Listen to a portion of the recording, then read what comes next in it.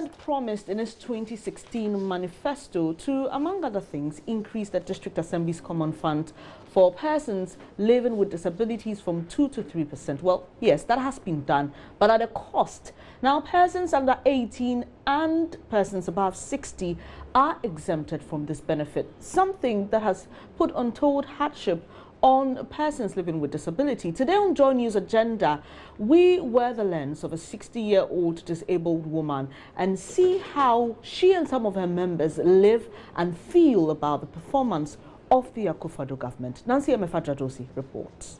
I am meeting 60-year-old Catherine Chadley. Catherine is a physically challenged entrepreneur and currently the president of the women's wing of the Ghana Society of the Physically Disabled. Attaining this feat did not come on a silver platter. I always give the thanks to my mom of blessed memory. She was able to educate me, though she was not educated. But she told me that the only legacy she can leave for me is education. Discrimination is a fact of life for many disabled persons, but Catherine never really gave much thought to it growing up in Ghana. It is for this reason that the NPP government led by Nana Addo Dankwa Akufo-Addo promised to create a society of fair opportunities for all Ghanaians. This included increasing the District Assembly's Common Fund that is being allocated to persons with disability from 2% to 3%.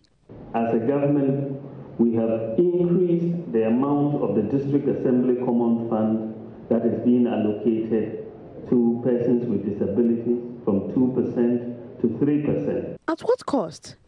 Catherine says the new guidelines for its distribution exempt majority of them from benefiting and bringing untold hardship to her and the others.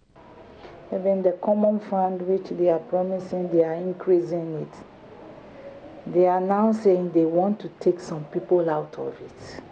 So what's the criteria? What's going to be? What we heard was the lady in charge says children from 1 year to 17, they shouldn't benefit. And from 18 to 59, because it says those those above 60 shouldn't benefit. And I said, is it a work where we are going on pension? Now they are taking some people out of it. How are we going to survive? In the 2016 manifesto of the NPP, there were promised equal employment opportunities. Indeed, President Akufo-Addo in February this year said his government had ensured that 50% of toll booth collectors were people with disabilities. Catherine, however, is disappointed. A lot of them are there waiting for employment.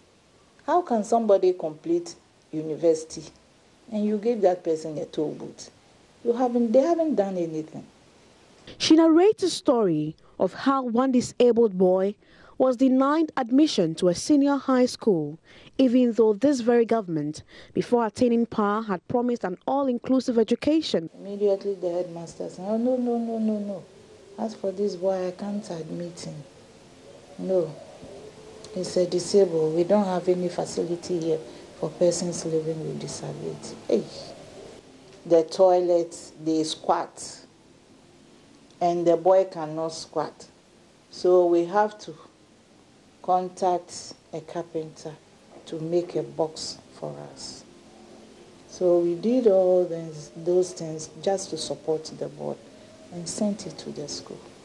Now, the UN Convention on Disability enables persons with disability to live independently and participate fully in all aspects of life.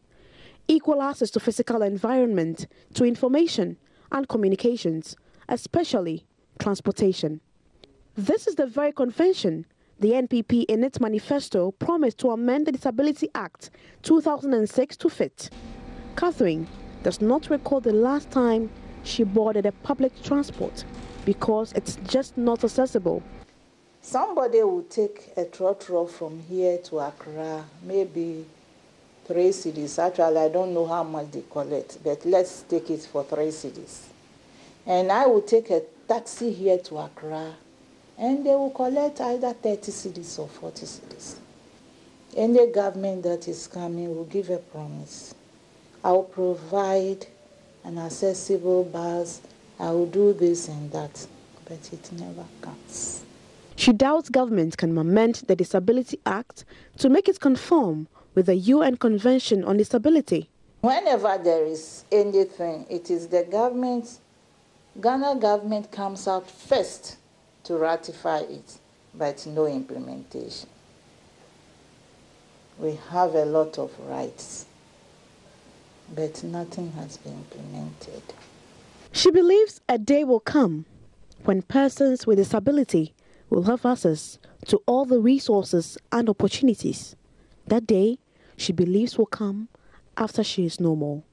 By the time things comes to the best, that will be after some of us are dead and gone.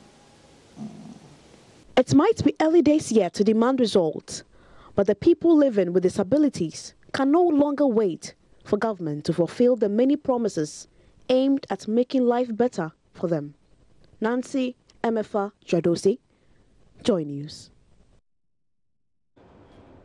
You're watching JoyNews Desk with me, Benis Abubaid. We'll take a quick breather. When we come back, Emmanuel Abuajeriafe will be bringing business news. Do stay.